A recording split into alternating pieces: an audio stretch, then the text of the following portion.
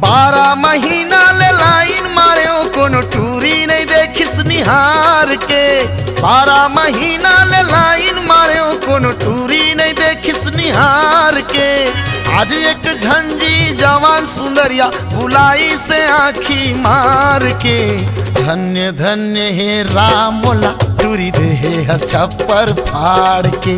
धन्य धन्य हे राम मोला टूरी दे छप्पर फाड़ के।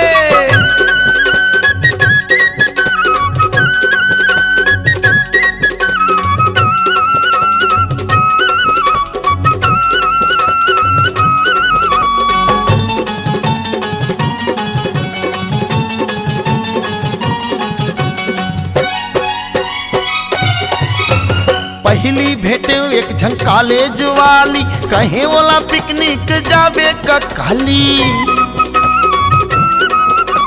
देख के मोला हलू हलू मुस्काइस फिर 8 नंबर के सैंडल उठाइस।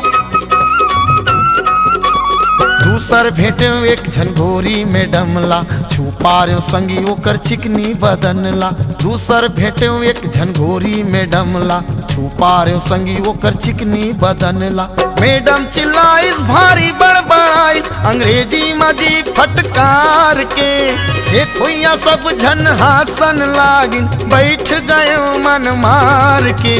धन्य धन्य हे राम मोला टूरी दे छप्पर फाड़ के। धन्य धन्य हे राम मोला टूरी दे छप्पर फाड़ के।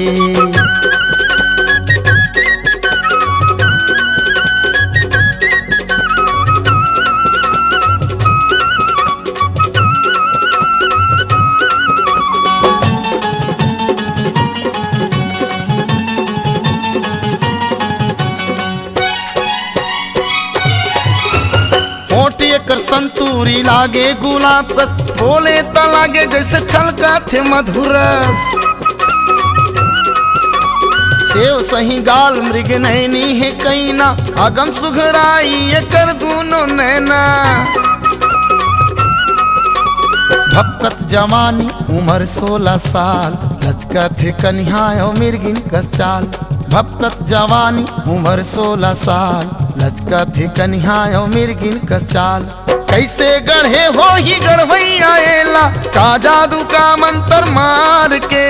तर हो गए मोरे जिंदगी हा देखियो जवेला पुटार के। धन्य धन्य हे राम मोला टूरी दे छप्पर फाड़ के। धन्य धन्य हे राम मोला टूरी दे छप्पर फाड़ के। 12 महीना ले लाइन मारे कोनो टूरी नहीं देखिस निहार के। 12 महीना ले लाइन मारे कोनो टूरी नहीं देखिस निहार के। आज एक झंझी जवान सुंदरिया बुलाई से आँखी मार के। धन्य धन्य हे राम मोला टूरी दे छप्पर फाड़ के। धन्य धन्य हे राम मोला टूरी दे छप्पर फाड़ के। धन्य धन्य हे राम मोला टूरी दे छप्पर फाड़ के। धन्य धन्य हे राम मोला टूरी दे छप्पर फाड़ के।